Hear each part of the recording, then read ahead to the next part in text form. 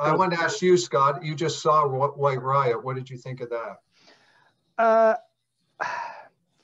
I thought it was really great, the stuff about sort of the movement in general and the way it was focused around that magazine. What was it called? Something Hoarder. Oh, I think I wrote it down next. Like, it's a magazine that you've never heard of, and you probably would never have seen an issue anywhere outside. Temporary Hoarding. That's right. And it was like it was kind of like well, I wouldn't call it it was a little more sophisticated than a fanzine. Maybe it was like a broadsheet almost that they put together to, you know, as a rock against racism sort of information sheet. But I thought that they filmed it really well, and they made the magazine look really interesting. Like, it was done in this very sort of punky collage style, and it just looked really exciting. And I had you get the feeling that if you ever saw a copy of that, it's probably not filled with very interesting writing, but it probably just looks like such a great artifact of its time. And I like the stuff in the movie about that part of the rock against racism moment. I thought it was a little less on a sure ground when it came to some of the music stuff. Like, there was obviously some neat music in it. I thought they did a very good collage with the Gang of Four song. I really liked the way they used a Gang of Four song. And what they did, actually, they were showing clips from the paper. Actually, they were just this collage of items that were in the paper. I thought that was very good, and I do like that song a lot. But there was some stuff, I don't know, towards the end, I just became a little less convinced of.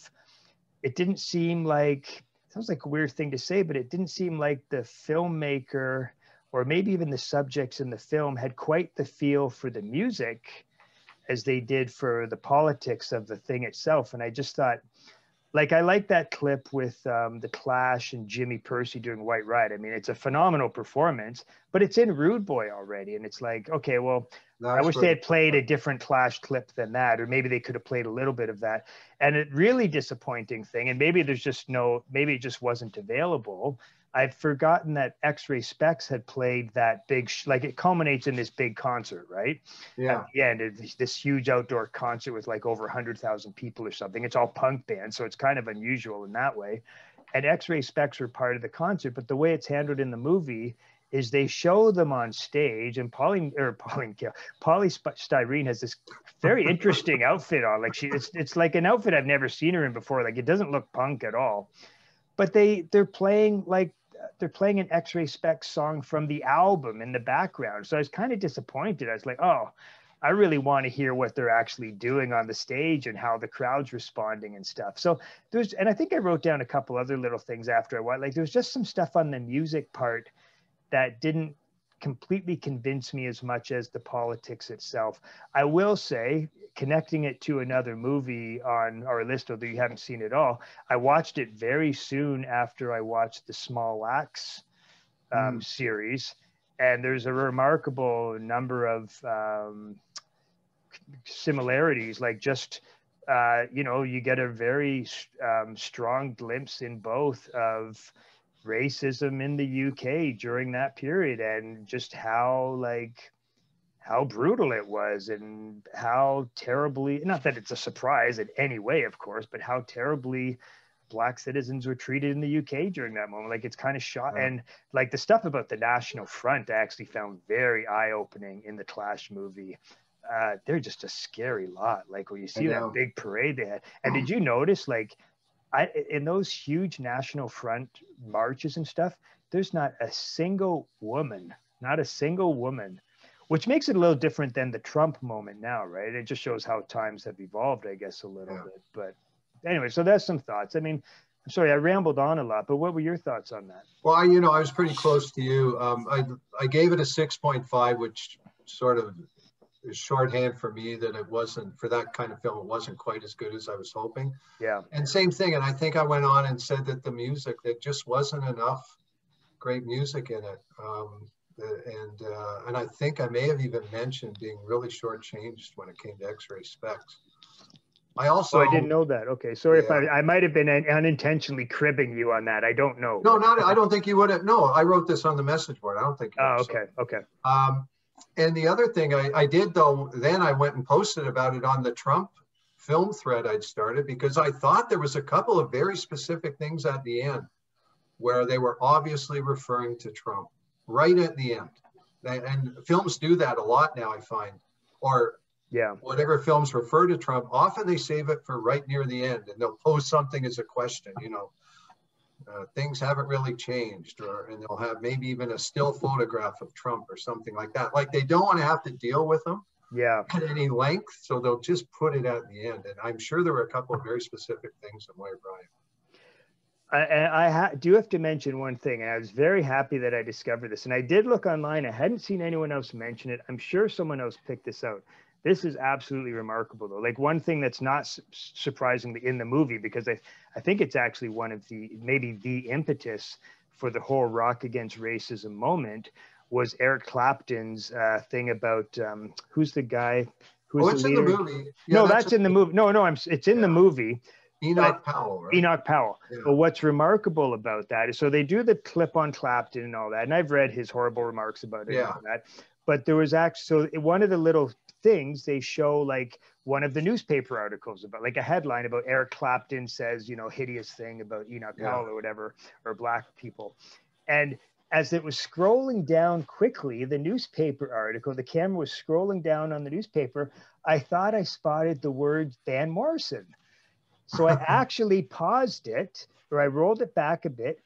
Van Morrison was in that same concert as Eric Clapton. Now, he didn't have anything to do with Eric Clapton's comment, but bringing those two together, and now, of course, we know Eric Clapton and Van Morrison have kind of co-authored a song disputing the whole COVID-19 thing. And it's like, wow, that is amazing. Someone has to bring that to light, because I just thought, wow, what a remarkable and the Rod Stewart was news to me. I don't know if you knew this, Stephen. You know Rod Stewart, you know the Clapton remarks, right? Rod Stewart said the same kind of stuff, but earlier, like 1970 or something.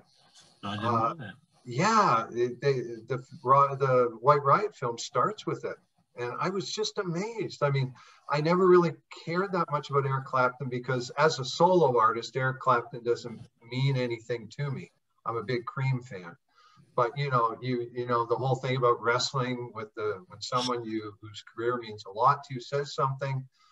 I never really do that with Eric Clapton because I don't care that much about him. But finding out that Rod Stewart of Maggie May and You Wear It Well said something similar, that was astounding to me.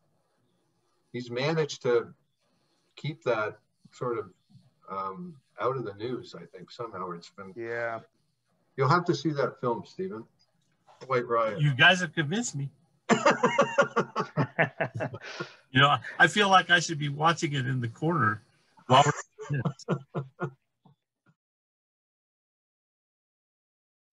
Well, I was gonna now switch to one that Stephen and I differed on, even though I just didn't. I know we're skipping all over the place. We're gonna do them in chunks, but and we got about 7 minutes left. I watched it under not the best circumstances. It was a day or two after Christmas. I'm at my sister's and brother-in-law's, and we're all tired, but let's watch a movie. And we watched The Assistant.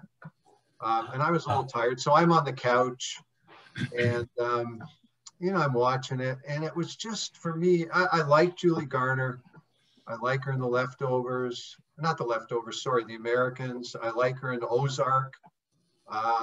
And she was good in that. It was just so slow. I couldn't believe how slow it was. I mean, I'm riveted during Satan Tango, but this film about an office assistant, man, it was slow. He's right, by the way. I like it, but yeah, it's slow. Yeah. It's an odd one for us here because my wife liked it too, and it was slow. When we pick, if you look at the list of the movies we pick each week, I pick The Assistant and she picks John Wick 3. That's kind of how it goes. Which one did she pick? John Wick 3. That's just one of Okay, John Wick 3, sorry. Just as an example. Yeah. But she actually picked up on that movie a lot quicker than I did. I was enjoying the slow pace and not actually thinking about if it was supposed to be about something real. I don't give it away for Scott, but it reflects some certain Me Too kind of moments of the time. That's all I know about it. So that's okay. Well, I try not to know things, so I didn't know that, and I didn't figure it out, and I didn't even figure out in a general sense, much less a specific sense, until the movie was practically over. And that happens a lot with like spy thrillers, where I'll say, "What the hell's happening? I don't understand." But in this case, I thought I was just going along, and then when I realized, oh, you know, she's not just a oppressed worker or, you know, nobody noticed her. No, there's actually something else going on. Well, I was surprised. I think I need to give it another chance under better. Another thing was that I know my sister could only turn the volume up so much, and there's a lot of dialogue over the phone, right? And it was a thing that my brother-in-law downloaded, so there were no subtitles. I think I just missed a lot of that dialogue happening over the phone. So I will give it another chance at some point when I have access to it. You know, I have to make a confession on that point. When we first started watching movies like on big screen and getting like home big screen or whatever, and getting Netflix and stuff like that, I used to kind of get annoyed with Jackie because she'd always have the subtitles on. And I didn't like it at first, or closed captioning. Sorry, I guess you call it, not subtitles. Right. I almost watch everything now with it. Part of it is practical reasons. I can't always listen really loud. Like a lot of movies have quite quiet stretches, and I can't, you know, if I have it too loud and then there's kids upstairs sleeping or whatever, and then it comes to a loud part, it's just too abrupt. So I've actually gotten kind of used to it. But sometimes I do find it shy. But I don't know. It's weird. Almost every movie I've watched in the last couple of years, I have watched with closed captioning. And I do wonder, like, boy, am I missing something? Am I just missing interesting visual stuff that's happening high up on the screen or something? Like, you don't know, right? So I have to say, if I see Tom Hardy's name in the credits, I put on the subtitles right away because I know I'm not going to understand a word he said. I love Tom Hardy, but I don't know. Yeah, he was almost unintelligible in the Batman film. Well, you know, he had the TV series a few years ago, and it never went past one season. He played some Scottish guy in the mud or something. You remember it. Him and his dad worked on it, but everybody in the movie talked like Tom Hardy or the TV. So, man, I don't say. Anyway, I sympathize with the need. a lot of British stuff. I end up turning sometimes. I have to do it too. I have to do it, Scott. It used to be with me. It used to be pretty much only for British stuff, but I have to do it now. And like you, that was the one. Always through my film going life, I always thought that was one of the impediments for me when it came to non-English films.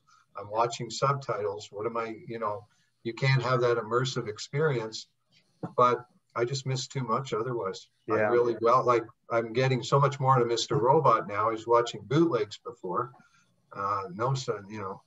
Trying to hear everything. And now I got the subtitle or closed captioning there, and it just helps me a lot.